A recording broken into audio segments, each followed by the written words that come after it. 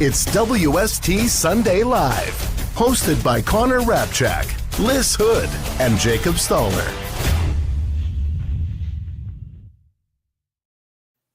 Good morning, everyone, and welcome back to another edition of WST Sunday Live. My name's Hrabchak. Today, I'm going to be joined by both Lyss Houde, you see on the screen right now, and Jacob Stoller. Jacob's behind the scenes working through some technical stuff right now. He'll be joining us in just a moment.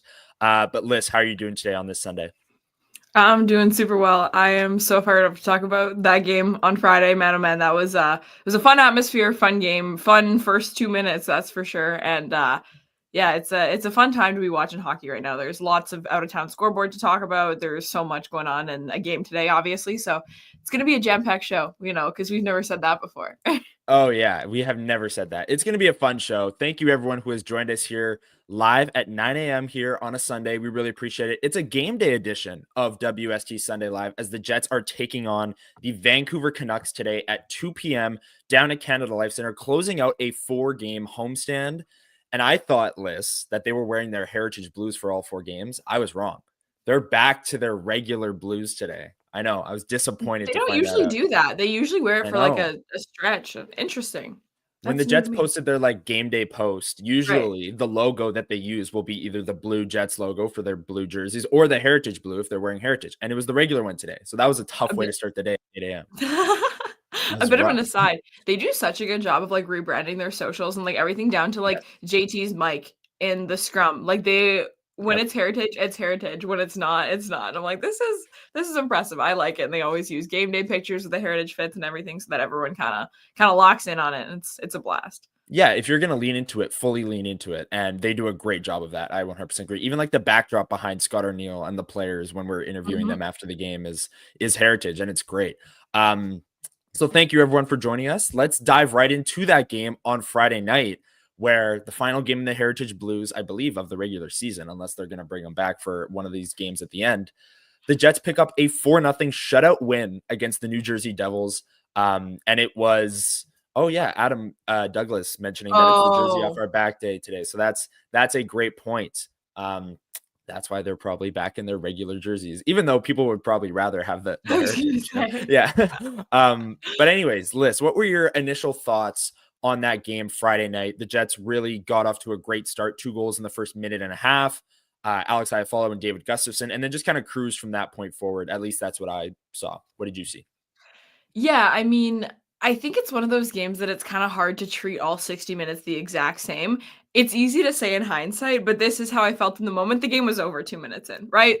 You come out and you absolutely destroy the guts of Dallas. Oh my gosh, you can tell I'm getting ahead of myself here. Of New Jersey's net front here, capitalize on some poor rebounds, all these sorts of things. They just completely outskilled, outmuscled, all whatever that you want with their depth players. Obviously, Alex Iafallo was playing on the top, but you have both sides of the lineup. You have David Gustafsson first game in. The vibes are so good.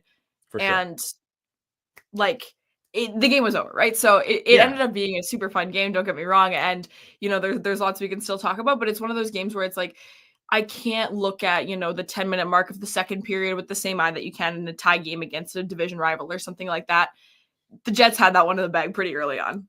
For sure. And when you're as good of a defensive team as the Jets are, you have as good of a goalie as they do, it's pretty easy to lock things down when you get a 2-goal lead that early. Okay, I shouldn't say it's easy to lock things down, but it's easy to fall to that mindset. Yeah, easier, and be like, you know what, we can just shut things down because we have Connor Hellebuyck. That's Lyss's take on Friday's game. We've got Jacob in the waiting room. Let's bring him in. What's up? How's it going? Good. Jacob Stoller. Your thoughts on Friday's game? Friday's game was first of all, the Devils are, first of all, hey, how are you guys? Good morning. Yes. Headphones look hilarious, just so you know. I got 2 dogs upstairs, one of which is not mine, going bonkers right now. So if I'm losing focus, that's why. Can you guys hear anything, or is it fine? Good so Oh, far. it's great. You just So look far, like so you're good. wearing a stethoscope. That's all. Fair enough. Anyways, that's actually true. Friday's game. First of all, the Devils just the start was terrible. Like it was, and I get it. Like 2 goals on what 2 shots or whatever, like bad puck luck and whatnot. But Jake Allen, for my money, had a horrible start in terms of getting out of his net. I don't know what he was doing. It boggles my mind. But I think that it was just another example for the Jets of their depth really delivering. And one of the big issues with the deadline was everyone saying, "Oh, if there's an injury, what are you gonna do? Like, who else are gonna have another offensive weapon and whatnot?" Iafallo for me, like stepping in and doing what he's done has been amazing. And I think that I don't want to say he's their own deadline edition by any means, but you have a guy that I said that in February, but whatever. Yeah, like I think with Iafallo, you have a guy that can step into your top 6 in a pinch. And this has been another example as to why. We can maybe get into this. We'll see if the lines stay as they are. Question mark. Yeah. Who knows?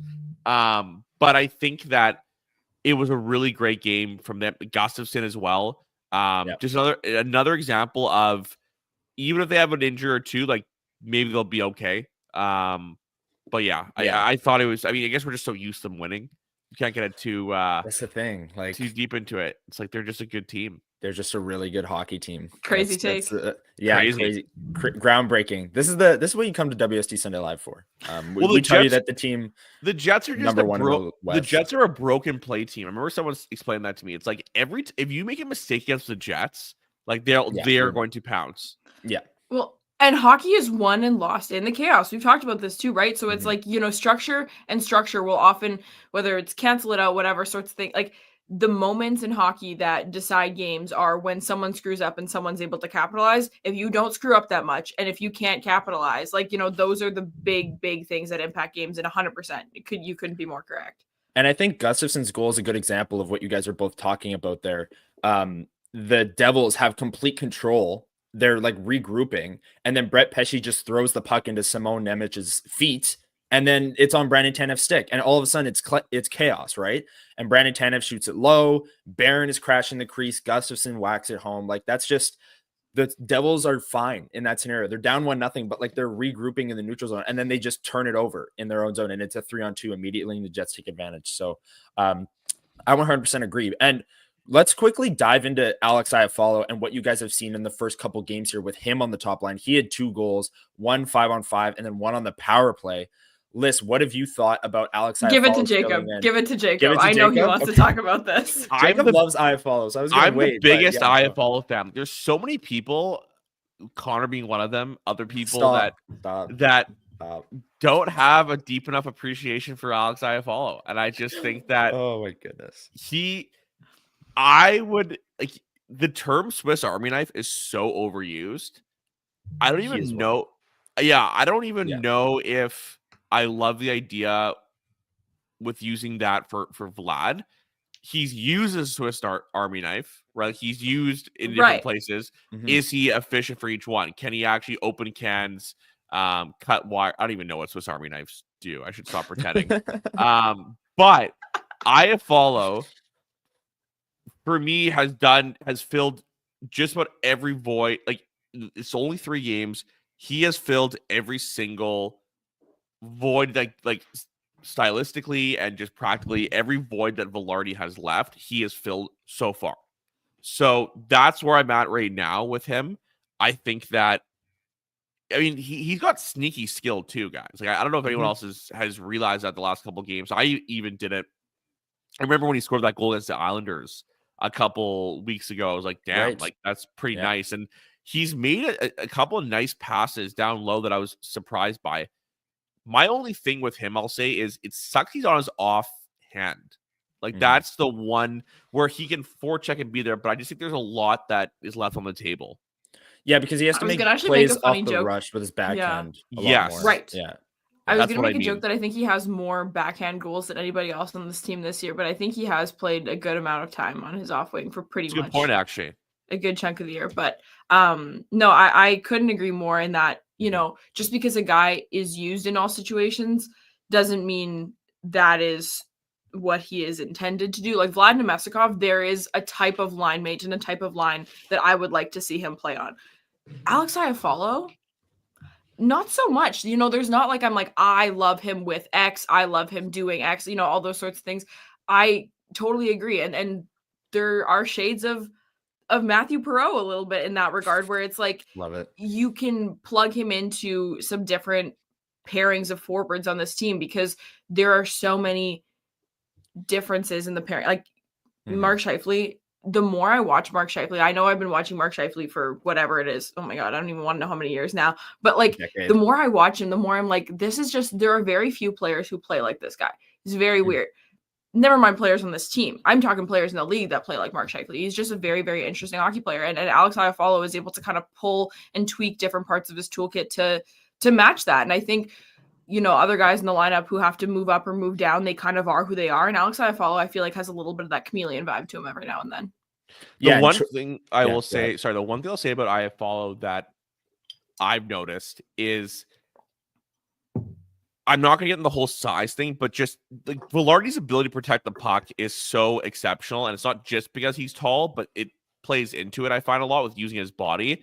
That's the one area I think the Jets are losing out a little bit on with him on that top line. I don't think the cycle is as there isn't as many times where Iafallo compared to Vilardi can keep the puck down low, like just keep it there for like 3 to 4 seconds, let there be pre-pass or pre-shot movement from Connor and Scheifele, and then make that next play. I think it's a bit quicker, which is fine. It's very picky, but like as a stopgap guy, it's fine.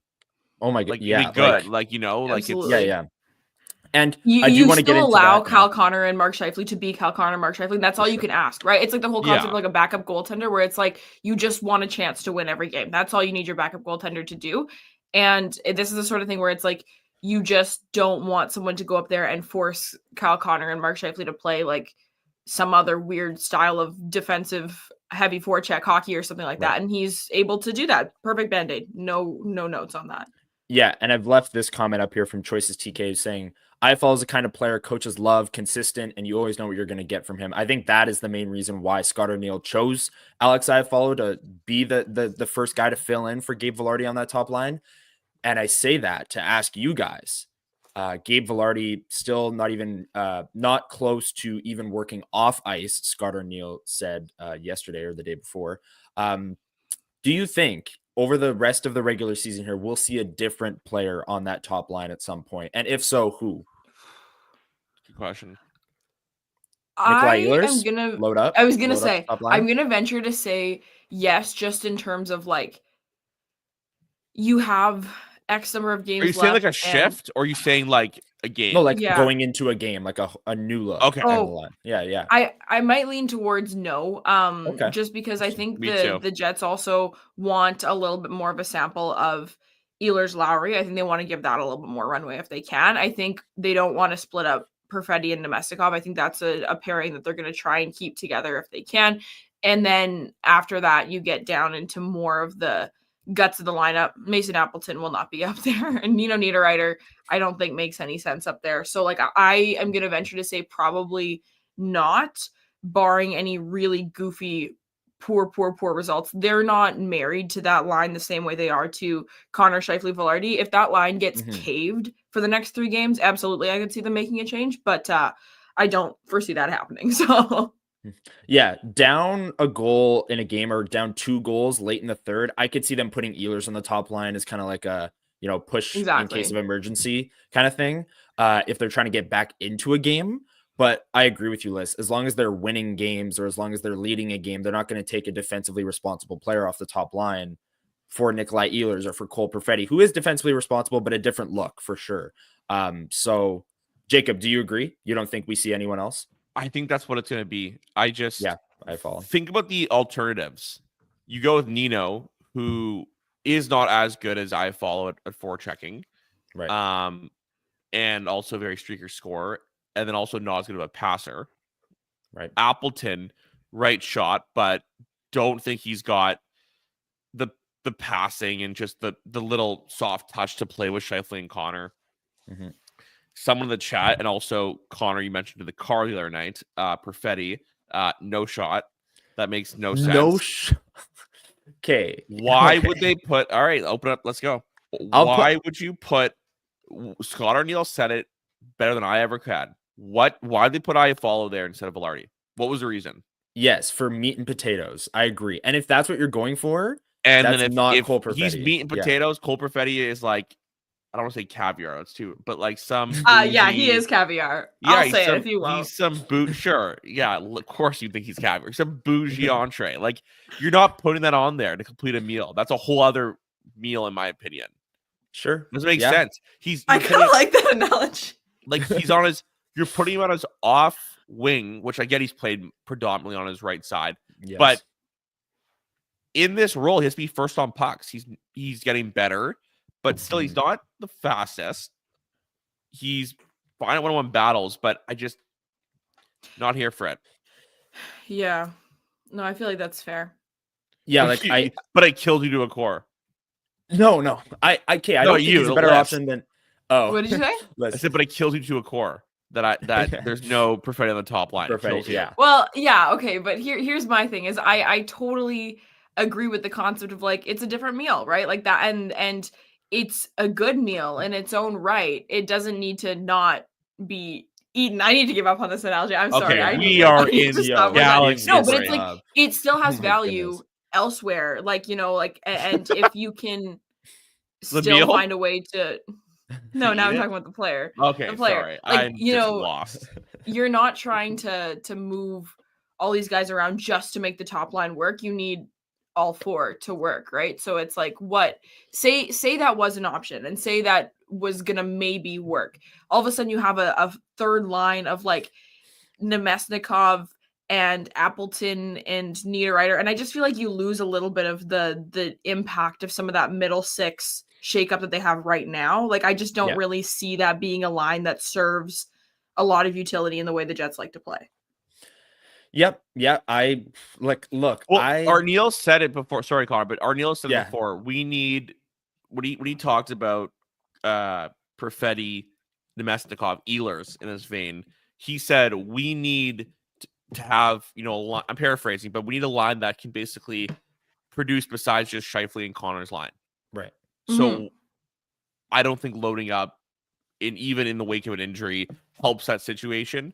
From the injury diagnosis or whatever you want to call it, guys, I don't know how long he's going to be out, but it does not sound good. He's not even on the ice.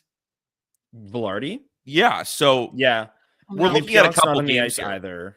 Yeah. But Arniel said that they weren't going to be. He's not skating. Right.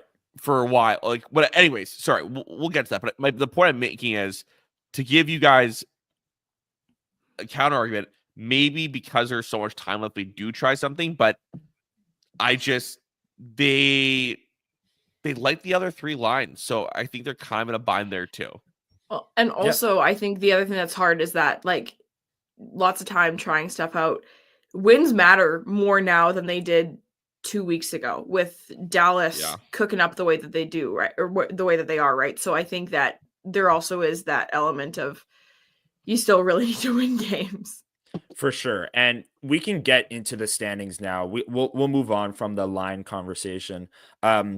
Here are the Central Division standings with the Jets up 4 points on Dallas and then Colorado 7 points behind Dallas. So Colorado unlikely to really catch Dallas and definitely unlikely to catch the Jets. But Dallas keeps winning. They won last night, 5-1 against the Kraken. That makes these games more and more important down the stretch here. And then here are the wild card standings where the Wild have been sliding a little bit as of late. And the St. Louis Blues are just red hot. They've won 9 straight games. Vancouver, who the Jets play today, right on the outside there with a game in hand on Minnesota and 2 in hand on St. Louis. So they still have a chance. They'll be a desperate team coming in. And then Calgary, they lost in overtime last night. And Utah, I kept them in there, but I really should not have. They are, their season looks to be over as they are, 11 points back of St. Louis with 2 games in hand, I guess. But quite a ways to go for Utah. But I bring this up to say that we are now at the point officially where either, okay, everyone who's worried about the Jets playing the Blues in round 1, we're now at the point where either they stay red hot and pass Minnesota, or they cool off and end up playing the Jets. Like, there's no other scenario here where they stay red hot, I guess, unless Minnesota goes on a tear, which is unlikely with all of their injuries. We're at the point where either St. Louis is going to keep winning hockey games and pass Minnesota, or they're going to actually cool off and the Jets aren't going to get them at like the best pace that we've seen of a team since like the Jets earlier in the year when they went on an 11-game heater. So I think if you're a Jets fan worried about, the Wild and the Blues here, I think there's a bit of a silver lining here with how St. Louis has played. They've played so well to the point where they'll either pass Minnesota or they'll cool off. And either way, the Jets should win a first round series with Gabe Vilardi or not. We're not going to speculate on whether he'll be healthy for round 1 of the series, round 1 of the playoffs, but the Jets should definitely be there and be favored to win over both of those teams for sure. Is there anything else you guys wanted to talk about in terms of the standings in St. Louis, Lyss? Yeah, I mean, I think one thing that I always think about with a team like the St. Louis Blues, I completely acknowledge everything and agree with it that you just said in terms of like that is a team that is on a tear, like that is a team that is playing really, really good hockey right now. But I've said this before, and I'll say it again in a different context here, which is that I sometimes going into the playoffs feel a difference between a team that is playing at max capacity and every player is cooking. Obviously, I understand like Colton Parayko is hurt and stuff like that, but it's like Dylan Holloway is one of their highest impact players right now and is playing the best hockey of his career. Robert Thomas, Jordan Kyrou, like these guys are unreal right now. They're playing super well right now. It's different than a team like the Edmonton Oilers or the Vegas Golden Knights going into the playoffs where it's like, oh, like Mark Stone is playing decently. Connor McDavid's had a slow whatever period of time. And all of a sudden there's that wild card X factor that they can just heat up and take off. I don't think that the St. Louis Blues can play any better than they're playing right now. Granted, sure. I've only watched like 2 or 3 games in the last couple of weeks, but like I've been listening to a lot of stuff about them specifically because I've been very interested in kind of this whole Montgomery thing that's been, what's changed and what is working well for them and stuff like that. And if you just look at some quick numbers and, hear about where the team is at, like these guys are playing out of their minds right now. And it's like they're more likely to get worse than they are to get better based on where they're at right now. So if you can manage where they're at right now, the cards are more heavily in your favor that they're going to regress a little bit as opposed to some other teams that underperform and then are able to kind of pick it up a little bit.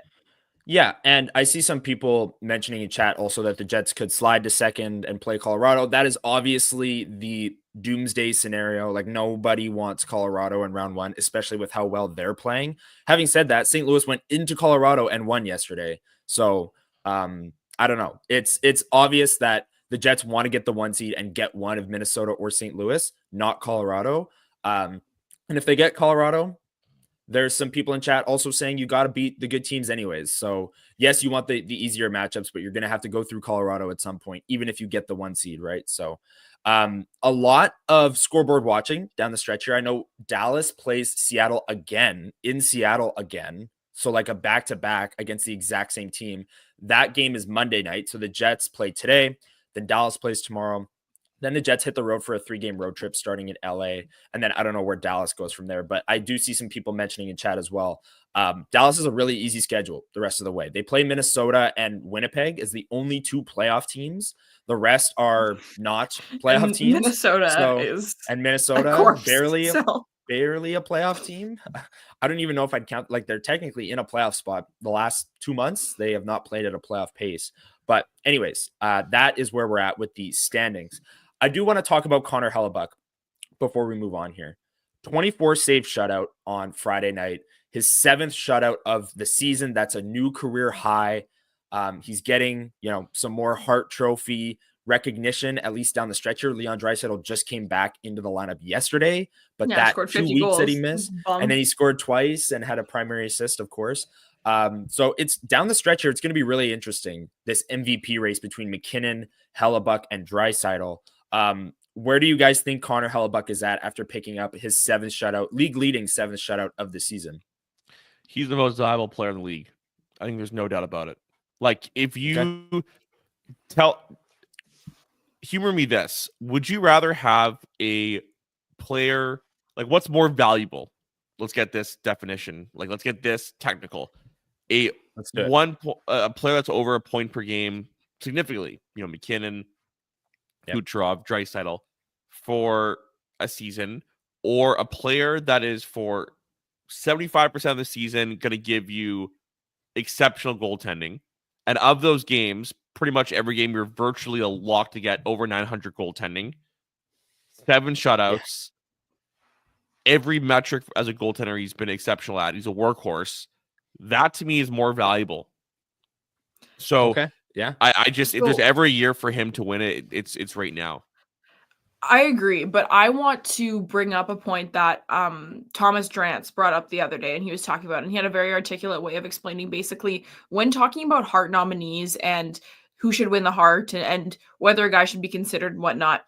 He kind of puts goalies into a separate category because the fourth runner-up for the Vezina is likely more important to their team than like some like a Nathan McKinnon, frankly. Like if you talk about like some of these goalies that are on these elite teams right now playing elite hockey, like at the end of the day, in terms of like the highest impact players on results, goalies kind of have the upper hand in that. And so what Thomas Drance was saying is he's basically like, I kind of run a separate criteria list for a goalie for being in the Hart conversation. And since Connor Hellebuyck, like you said, is leading in all those metrics and doing all those sorts of things, that's why he's in the conversation. Not is he more valuable to his team than Leon Draisaitl? Because the answer is yes. And I agree with that and I stand by that. But I also think you can't take away from what Leon Draisaitl is doing this year. Like that is exceptional, right? So it's like, I think kind of looking at them differently. It is a little bit apples to oranges in that way, but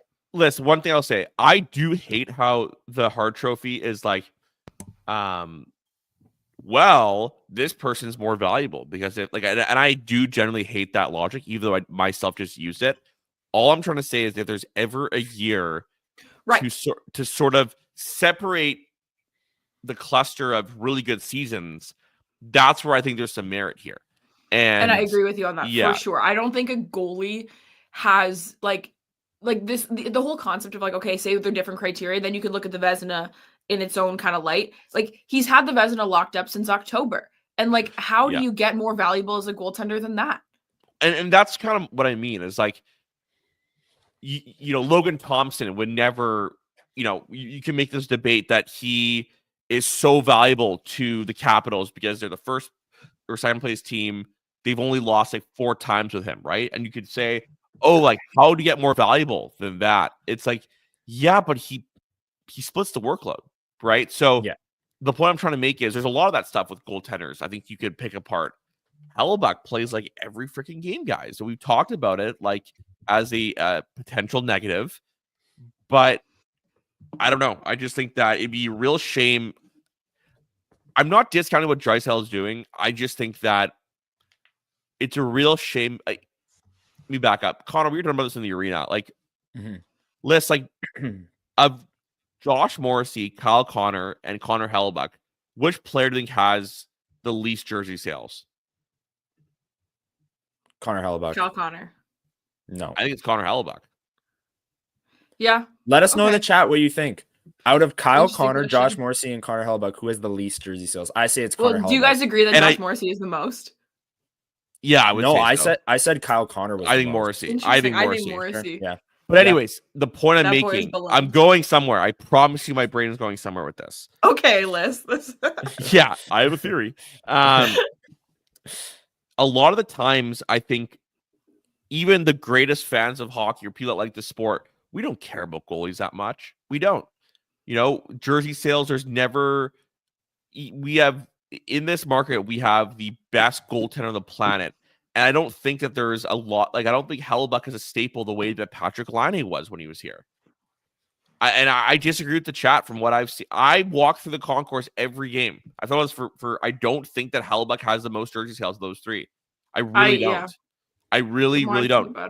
We're all talking about it. I think people are answering as if who should be, but No, but The just like in point I'm terms making, of what you've seen, yeah. yeah. So the point I'm making is this: I think that the reason I brought this up is I think that goaltenders are always overlooked. It's maybe not the sexiest thing, but like what Hellebuyck is doing this year, that is Hart Trophy to me through and through. Through and through. The Jets are a good defensive team, don't get me wrong, but what Hellebuyck's done is made the Jets go from a good regular season team to an exceptional one. And that's the definition of the award. Yeah, I agree with you both. His stats this year: 42 wins, 925 save percentage, 2.02 goals against average, and he's saved 36 goals above expected. One thing I do want to mention as well with the shutout on Friday night, 24 save shutout. The NHL always makes these carousel posts on Instagram after a goalie gets a shutout, and they usually, have the post, and then the first couple highlights are the highlights, the nicest saves that the goalie made in their shutout victory. Go back and look at Connor Hellebuyck's shutout post from the NHL. It's like Connor Hellebuyck, league leading 7th shutout. Let's swipe, see what the first one is. A Brendan Dillon unscreened point shot glove save. All right, what's the next one? A high screen deflection glove save. And that's it. And then it's a photo of him celebrating the 3 stars. That's it. So it's a little bit of both. It's the Jets' defensive structure is great, and I don't think he made 2 better saves than that in the game. Truly, like that was one of the easier shutouts he's had this season, and also he's in position on every single shot that it looks so routine that even a Brendan Dillon, of course, yeah, big and boring every single time. If Brendan Dillon has a high slot one timer and Connor Hellebuyck just gloves it, it looks like it's routine, but for other goalies, it might not be, right? So I think. A thought, not a thought. I don't know what the word I'm looking for is, but something to say in terms of like people will jump to say like wins are not a goalie stat. And I want to say something. I disagree that wins are not a goalie stat. I can't get on board with that. Like, 42 wins. The only player who plays all 60 minutes of those 42 wins is the goaltender. And in hockey, 1-goal games happen all the time. It is impressive, point blank, to have 42 wins at this point of the season. Like, that is absolutely ridiculous. Having 40 wins as a team at this point in the year is like, yeah, that's like a decent team. The goalie has to play every single minute of those games. Like, that's ridiculous. And I think that, in terms of, I understand that good goalies can play on bad teams and the team totally factors into that. But I compare it to almost like when you look at like plus minus. Oh, plus minus is a stupid stat. If a player is plus 50, that's a good player. I don't care that it's a stupid stat in terms of like basing XYZ conclusions on really neutralized, like, okay, he's a +1, he's a -2, he's a +4. If a player is a -50, he's bad. If a player is a +50, he's good. Like, it's one of those things that like you can look at the extremes and still draw actual conclusions based on that. 42 wins is impressive, and it is an indicator of how good he's been this year. Sure. Yeah. And where I was going with the routineness of Connor Hellebuyck's game, and I saw Choices TK bring it up here. He makes it look too easy, and that's hurting him. I was at that game. They play Vancouver today, so this is fresh on the mind. I was at the game in Vancouver when the Jets lost 6-2, and it was one of Hellebuyck's worst games of the year. He had a few goals that I'm sure he would have liked to have back because it was just, pucks sitting around the crease, and it wasn't typical Connor Hellebuyck. He had 3 incredible highlight reel saves in that game. And then you go to a game like Friday night, and he had no highlight reel saves. Like, it was just routine. It's big and boring. Every shot, there's no rebound. He swallows it up. The players in front of him are boxing out. He can see every shot. You go to the Vancouver game, one of the games where he struggled this season, and he's diving across the crease with his paddle along the ice, making that save. He's diving across, making blocker saves. Like, the more highlight reel saves Connor Hellebuyck makes, the worse he's playing. And I do think that hurts him in terms of like you see Leon Draisaitl on your Twitter timeline scoring OT winners against the Calgary Flames. You don't see Connor Hellebuyck making ridiculous ground. Well, it's like defenseman. No news is good news, right? Like, it's, yeah. Have you guys heard about this stat from Sportsnet stats about the Jacques Plante Bernie Perron one? Yes. If you have it, read it. Okay, so Hellebuyck leads the league in wins, save percentage, shutouts, goals against average. So only 2 goalies in history have outright led all 4 categories in a season, right? Jacques Plante in 1959 and Bernie Perron in 1974. Both those goalies won the Stanley Cup that year.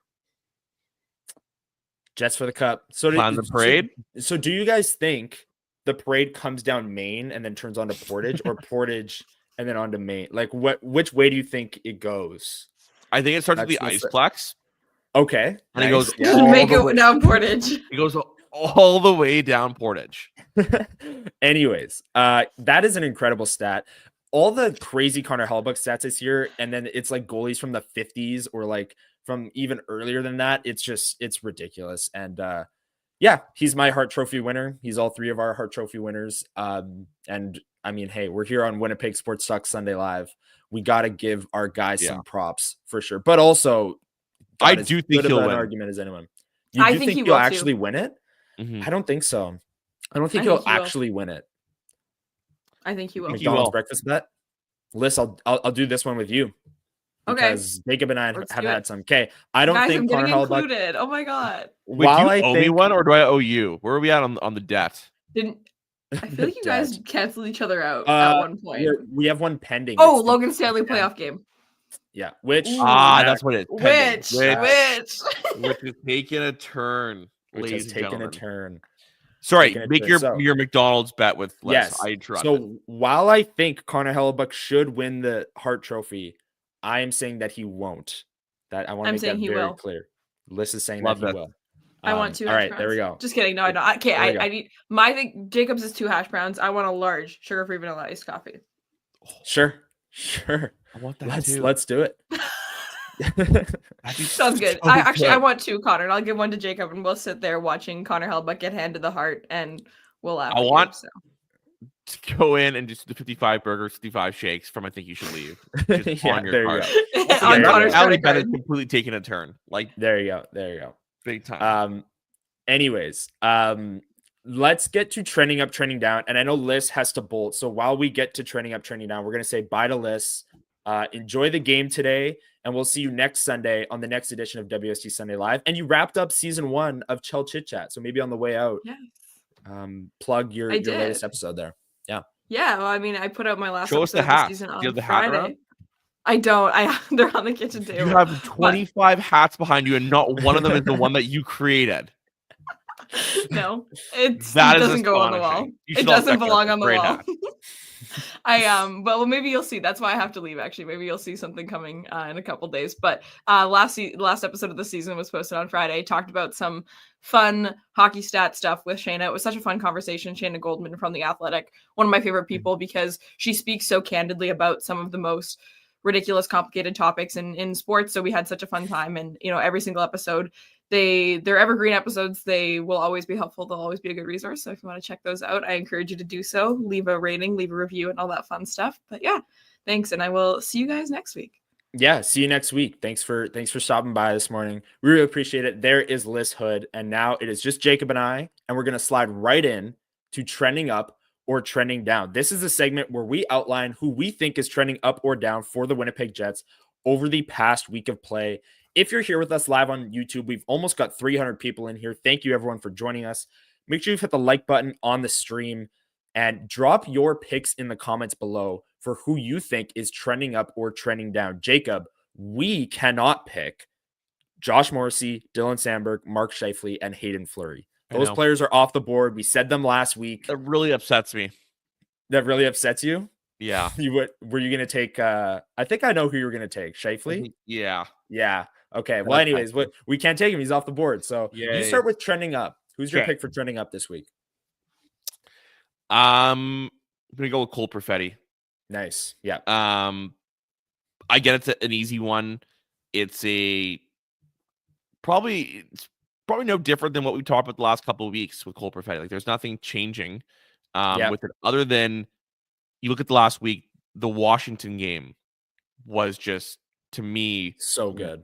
Yeah, it was one of the, if you ever had a doubt that Cole Perfetti could perform in the playoffs, and I myself have, right? Mm-hmm. I still have reservations about that. That Washington game went a long way in alleviating that. That was a heavy, like he took a beating from Matt Roy in the corner a couple times. Like, and he still was able to be an impact player in that game. I think that Perfetti has really evolved. And, I talked to him, what was it, Friday morning, I think? Mm-hmm. And, I think that he kind of mentioned how, like, the prick comment about he needs to be a prick to play against. It kind of got to be out of context. And I'm happy to talk about this. It wasn't about him being an in-your-face, gritty guy, because he'll never be that, right? It was more so about doing things, like, when he's not scoring, like, being the intangibles. It was a weird way of saying it. I get what he was meaning. Yeah. Obviously, physicality was part of it. Sure. And I just think that, you even remember watching the Devils game. Like, there's just certain instances now where Perfetti's skating with the puck a lot more. Yeah, a heck of a lot more. Before, it was almost like he deferred to chipping the puck in as I don't even know why. I don't want to start to get too complicated. My point is, I don't know why he would necessarily chip it in. Maybe they try to simplify it, but he's never really had the speed to carry it. So, yeah, I mean, I'm just impressed overall. The point I'm making is he's skating the puck more with the puck looks poised. Yeah, I think that Washington game, the Jets' two best forwards were Nikolai Ehlers. Obviously, he had the OT winner, and I thought he was great all night. And Cole Perfetti. I thought they were the two best forwards for the Winnipeg Jets in that game. Like, they were making things happen. And Cole Perfetti, like you said, that was a playoff game. Like, we haven't talked about that game on today's show because it feels like it was long ago. I mean, it was just the Jets' second game ago, but they play today. I think he was one of the Jets' best forwards. I wrote about it at Illegal Curve. And in a playoff style environment against a big, fast, strong team in the Washington Capitals that was in your face. Tom Wilson was crushing guys all over the ice. Cole Perfetti was one of the Jets' best forwards, and that's all you really could have asked for. So I 100% agree with you. He was on my list, but I'm going to take the other guy that I just mentioned, Nikolai Ehlers. He had the overtime winner against Washington. And with Adam Lowry, this guy's a different player with Adam Lowry. I don't know what it is. Like, they have this defensive responsibility, or Nikolai Ehlers has the added defensive responsibility playing with Adam Lowry, who's typically a shutdown center.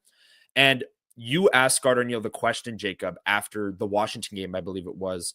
And Arniel answered it like, we want them to hold on to pucks more and play more defensive, but play more defensive by keeping the puck away from them in the offensive zone. And I think Nikolai Ehlers holding on to pucks in the offensive zone is a great way to play defense, as weird as that sounds. And then when you do give the puck up, because we know Nikolai Ehlers is prone to the odd turnover, or not, maybe not the odd turnover, maybe that's putting it lightly. You have Adam Lowry there to cover for you, right? Like, I think that this line combination with Ehlers and Lowry is really something special for the Jets. We saw it for 4 games before Lowry got hurt before the Four Nations. It's been great the last 2 games. And I'm really excited to see what it looks like today against Vancouver, who the Jets struggled against a week and a half ago. Jacob, I know you've been a big advocate for this Ehlers-Lowry duo. Do you have anything to say about? Yeah, I think that. Yeah, I think I mentioned this to you, but we talked on the show a lot, though, about the middle sixes and the whole idea that maybe there's not top 6, bottom 6 divide as we usually think. You look at Carolina, and they got, at one point this year, they had Stahl, Martinick, and Jarvis playing together, right? Yes. And you could look at a depth chart and say, oh, like, Jarvis is like a third-line player? What? It's like, no, at even strength, he's on, sure, the third line, but he's just on a middle 6 line. I see that with Ehlers here, too.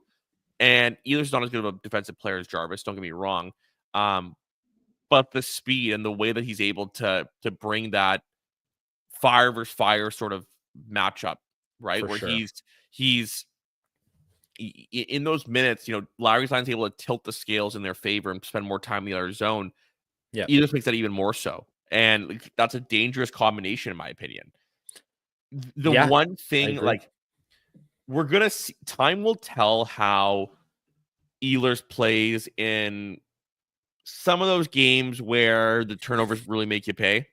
Like, let's see how. Well, look, the Washington game, dude, that was their best line, I thought.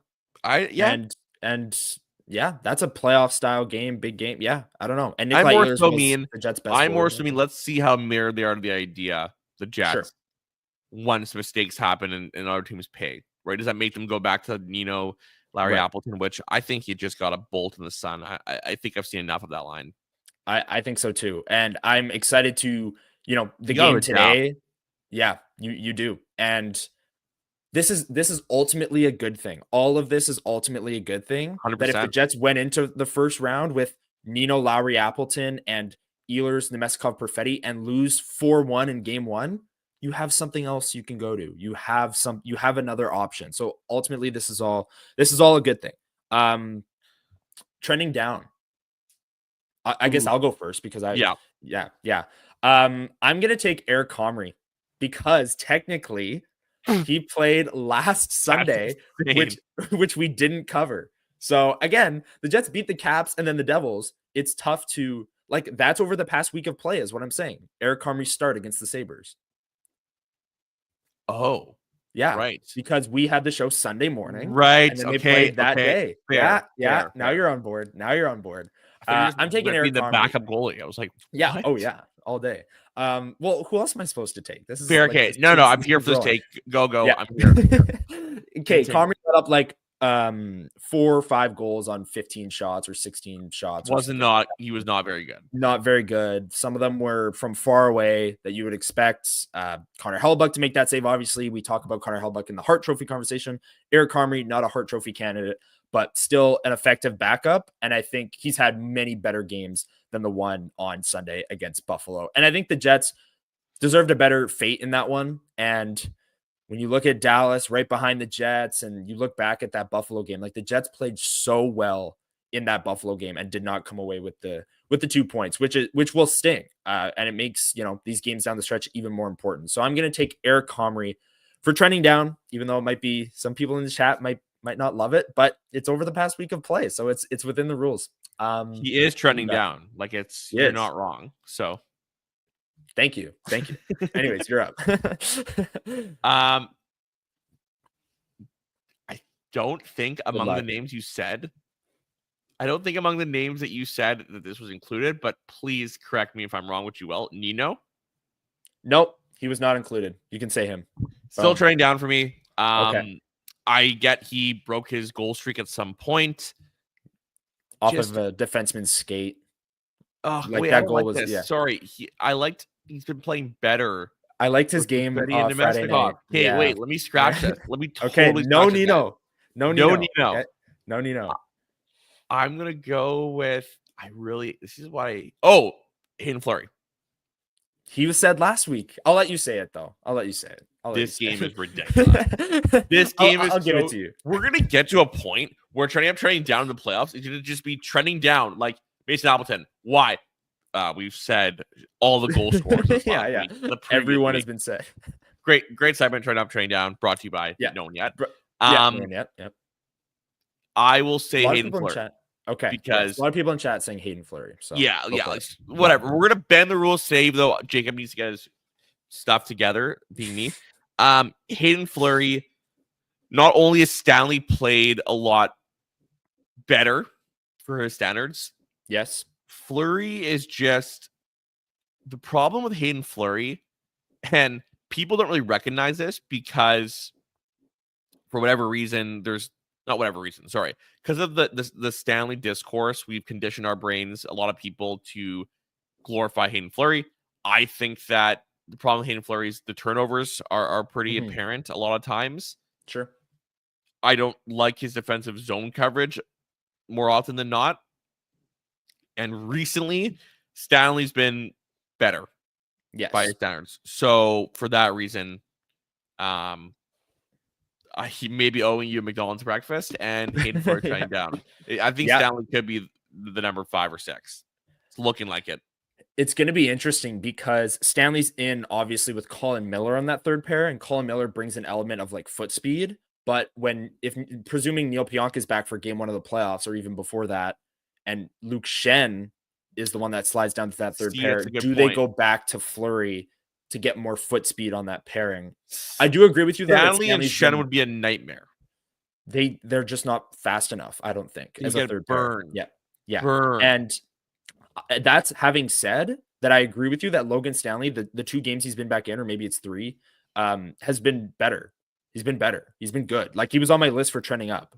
He wasn't at the top of my list, but he was on the list. I'll put it this way. I think Stanley, the last 3 games, has been better than what we saw from Fleury the last couple games. Sure. Totally. Yeah. So yeah, that's it. That's trending up, trending down. I agree with your picks there, Jacob. You agree with mine, even though we had to battle through the rules of the game. Thank you, everyone, for dropping your picks in the comments below. There are a lot of great comments, a lot of great picks for trending up, trending down. While you're down there, make sure you hit the like button. And let's just roll right into one burning question. So don't leave the comments if you're already down there. This is the part of the show where we open up the chat room and take questions from you guys, the fans. So if there's something you want to ask us, Jets related, drop down in the comments below and drop your one burning question. Jacob, my one burning question to you is, how do you think the Jets fare today against a team that they struggled against like a week and a half ago in the Vancouver Canucks? How do you think today's game plays out? I think the Canucks will be better. They sure have to be with how things are going. But I think it'll be a closer game this time around. Okay. And I think the Jets win. Okay. So the one thing I'm watching for today is the Jets' ability to defend the rush, because they got carved off the rush in the game that they lost to Vancouver like a week ago. So how do they kind of manage that? Can Vancouver still dominate off the rush? Connor Hellebuyck, as I said, had a rough game last time against Vancouver. I'm assuming he gets the start today. Scott O'Neill said that Eric Comrie is expecting another baby, so I don't know if he's going to give him a start when his family is in like early labor. So I don't know. And then Kyle Connor and his wife just had a baby, so lot of babies on the Winnipeg Jets. Trending up babies for the Winnipeg Jets. That should be what it was. Trending up babies. There you children. Go. Trending up children. Just no context. Trending up children. There you go. Anyways, let's get to the burning questions in the chat. I already see them starting to roll in.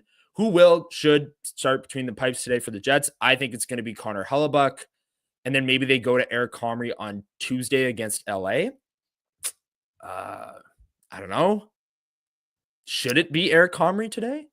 Presuming like his family is not. If he wants to play, it should be Comrie. Or if he can play, it should be Comrie. Okay. I would think.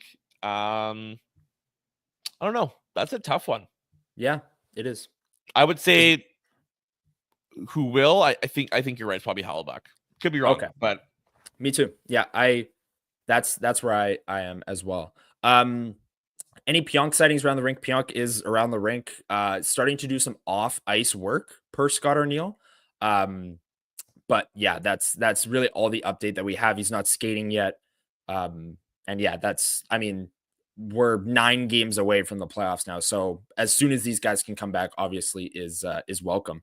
How much can we offer Vilardi? This question is from Corey May, accounting for injury history. This is, I think, the most, the most interesting RFA case for the Jets this summer. Dylan Sandberg is like, yeah, blank check, 8 years. Like there's no question about it. Vilardi with the injury history, I think, throws in a wrinkle there. What do you think, Jacob? Like, I'm going to give a shout out to my friends at AFP Analytics. I don't know if you guys have ever seen their contract projections are awesome. I messaged them for, I don't know if this is. Yeah, okay. So I don't know if this is currently still up there or they sent to me personally, but they've got it 6.5 million for 4 years. And they mentioned how there wasn't a lot of comps because of injuries to him, and it's a different case, but that's what they're going with. Probably in line there. I mean, how many years does he have till he's a UFA? 3? 2, I thought. Or no, 3. So like 2 more after this one, then a UFA, I believe. That's what I think. I'm not 100% right on that, but yeah. So 6.5 by 4 is what you're saying? Yeah, I'm gonna go with AFP's decision there. If the Jets can get him for 4 years, that's awesome. Like I think that the league's trending more towards those shorter mid-sized deals. So yeah, that's probably what I'll go with that. Yeah, I'd say it'd be closer to 6 million just because of the injury history. Like when he's in the lineup, he's a top line player, but when he's in the lineup, carries a lot of weight in that sentence. Like that's he's missed significant time now. Both seasons here these last 2 years, and Chychrun has got $9 million, so and he's by that definition. I guess true, but that was for 8 years. If the Jets go 8 years with Vilardi, I think that's higher than 6.5. But that the only reason I brought Chychrun is that Chychrun has a very severe injury history as well. For sure. And was still given the bag. So I hear what you're saying, but I don't know. Yeah. People are saying Helly starts. Are the Jets in on any free agent college players? Not that I know of. Jacob? I have no clue. I mean, I assume like the Jets are like any team are have their hands in things. I'm sure we'll hear for sure. I don't know. Have the Moose done any ATOs yet? I'm sure it's that time. So they'll hear stuff like that. Jeff Malott, another former Moose ATO or 1 week contract, had a great fight last night. So they're always in on stuff. For sure. Rob asking, Jacob's camera goes. So I'll take this one. My one burning question is, will Eric Comrie have enough appearances to get his name on the Jennings Trophy? I say no. I believe he's at 18 games played right now, and he needs 25. So probably not going to happen down the stretch. Definitely not. Here. Yeah. Unless he plays like every game or Connor Hellebuyck takes really some time off here. Brossoit got his name on the trophy. No, he didn't. Right? He didn't? No, he did not have 25 starts. Oh, I think he was at like 24 or 23. Like he was close, but didn't get there. Yeah. Lyss from the chat goes burning question. What game are you most looking forward to for the rest of the season? I think it has to be the Dallas game on April 10th. Any pushback on that one, Jacob? Yeah, that's what I'm going for as well. Actually, yes, but a close second is Vegas next week. Okay. Why? Explain. I want to see how they match up. Like I think that the last time they played Vegas was in Winnipeg. Vegas carved the Jets in a lot of respects, I thought, throughout that game. We all remember how the playoff series went 2 years ago. I think Vegas is a really good team, and I want to see how the Jets compare to a team that can burn you off the rush and down low. Like Vegas, for my money, is very much a Stanley Cup contender. We're not talking about them much, but I think that the Golden Misfits could do it again. I really do. Eichel is playing out of his mind this year. Yeah, he is. Vegas is, and their defense core is like just big, mobile, built for playoff hockey. Totally. So they're going to be a tough. I mean, this is not saying much. They're like contending for the 1 seed in the West, but they're going to be a very tough out in the playoff. I see a lot of questions. I'll just kind of group them all together here on Pionk and Vilardi. No updates in terms of Vilardi, except for he's not doing any off ice or on ice work yet. Neil Pionk is doing a little bit of off ice work, hasn't started skating yet. And there's no timetable updates for either of these players. Vilardi's still week to week, and Pionk was labeled as week to week, and as we know, still week to week as well. So we're a few weeks away from the playoffs. There'll be more of an update closer to the playoffs as we start to ask Scott O'Neill about playoff availability when in regards to those players. What are the decor pairings when Pionk returns? This one from Kim Sawchuk. I think Pionk slides right back to the second pairing with Dylan Sandberg. And then the third pair, Jacob, I don't know. I think it really depends how Logan Stanley plays in this stretch here. And if the Jets think, I think they go right back to Hayden Fleury once Shen moves down for that foot speed issue that we outlined earlier. Do you think maybe there's a chance that Logan Stanley stays in there on the third pair? Yeah, I off the hop, no. Like off, I don't think they will do that right away. In the future, who knows? Like, I wouldn't rule it out with how he's played decent and how Fleury can be a little bit shaky. But I would agree. I think they go back to what you said: Pionk, Sandberg, Fleury, Miller to start. Okay, I agree. Adam S asked, "Do you think that Ehlers and the Jets can come to an agreement on a deal?" This is every time Nikolai Ehlers in that guy's photo. No, I don't think so. Never mind. No, it's like Star Wars. I think it's Obi-Wan Kenobi. I thought it was Iafallo dressed as Obi-Wan Kenobi. Never mind. That would be hilarious. That's what my mind's spinning. What was the question? Do you think Ehlers and the Jets can come to an agreement on a deal? No. No. I Okay. don't. Don't think it happens. I think he's gonna test free agency. I'll stand by that. Okay. Yeah, we released a hot takes video before the season started. And one of your hot takes was that one of your hot takes actually was Nikolai Ehlers gets traded, but obviously the Jets ended up being like a number 1 team in the NHL, so they way to rub it in. Yeah, terrible take. Mine were awful too, by the way. Mine were Gabe 40 goals. It's not happening. Not terrible. I mean, yeah, if he didn't get hurt, I guess he would have hit like 35-ish. Cole Perfetti 60 points. He's at like 45 right now. So, I don't know. And then my third one, which was the worst. The Jets go from first in goals against to outside the top 12. Yeah, that's hilarious. that one was bad. That one was bad. Did not. What was mine again? Yours was Ehlers gets traded. Pionk has a bounce back season. And I forget the third one.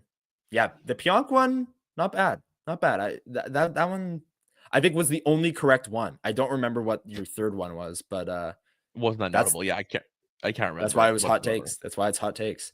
Jeff Kabilis asking, who takes the wild card spot in the East? Oh my God. I believe there are like 6 teams bunched together. Okay, so Ottawa's in. Me too. Right now it's New York, who has 2 more games played. No, good point. The New York Rangers. They have 77 points and 2 more games played than Montreal, Columbus, and the Islanders. Montreal has 75 points. Columbus has 75 points. The Islanders have 74. I think Ottawa's in for sure as the number 1 wild card, which is great. Love to see Ottawa in the playoffs. Who do you think gets the last one, Jacob? New York, Montreal, Columbus, or other New York Islanders, Rangers or Islanders, or those other gut feel Rangers get it. That's my gut feeling. My heart wants Columbus to win. I think it'd be awesome for that franchise, and they deserve it. Me too. I'd also be fine with Montreal. I don't know what the chat thinks about the Habs, but I'm into it.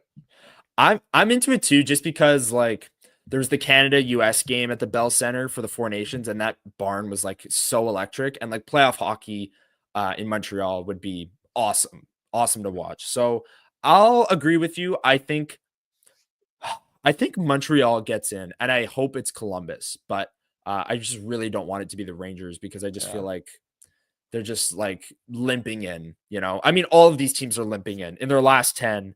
The Rangers 4-5-1, Montreal 3-4-3, Columbus 3-6-1, Islanders 3-4-2. So they're all limping in. And it's just a matter of who goes on a little bit of a run here with like 10 games left in the season. That was one burning question. Thank you so much for dropping your questions down below in the chat. We really appreciate it. And like I said, make sure you hit the like button on the video. It lets YouTube know that we are putting out some great content here at Winnipeg Sports Talk, and we really appreciate it. Jacob, anything else before we get out of here and head on down to the rink for this 2 p.m. game today? Sorry, I said again. My dog is just barking like crazy. Can you get, is this bleeding to the mic? No, I can't hear anything. You're good. Okay, good. Yeah. Sorry, repeat it. Anything else before we wrap the show and head down to the rink for today's game? I am very, very, very optimistic about this game for the Jets. I don't know why. I just think that I do know why. Sorry. Okay. I think that the Canucks are a mess, and even them playing semi better in some respects, the Jets are such a well-structured team. Like the Jets are everything Rick Tocchet wishes his team was. And I think that the Jets are gonna just come over 2 points. I really believe it. Okay. Well, I agree with you. I think the Jets are playing really well right now. There was, room for maybe a bit of a letdown game after that Washington win, big emotional win. But there was none. They showed up, scored early. Look for another good start today, I would say, from the Jets, who got off to a great start against New Jersey. And look for a desperate team in Vancouver, who, as we outlined earlier, just outside of the playoff picture. Let me bring it up again. 6 points back of St. Louis, 2 games in hand, and 6 points back of Minnesota as well, with 1 game in hand on them. So Vancouver playing for their playoff lives here in the wild card standings. That is not the right thing. I put up the trending down graphic. We're not doing that again. That's going to wrap this edition of WST Sunday Live. Thank you so much, everyone in chat, for joining us. We will see you all next Sunday at 9 a.m. As always, hit that notification bell so you get the notification every time we go live. And enjoy the game today. If you're heading down to Canada Life Center, should be a great one. One anthem game against the Vancouver Canucks. And then enjoy the road trip this week. A few late starts. So enjoy the games this week. And we'll see you all next Sunday on the next edition of WST Sunday Live. See you, everyone.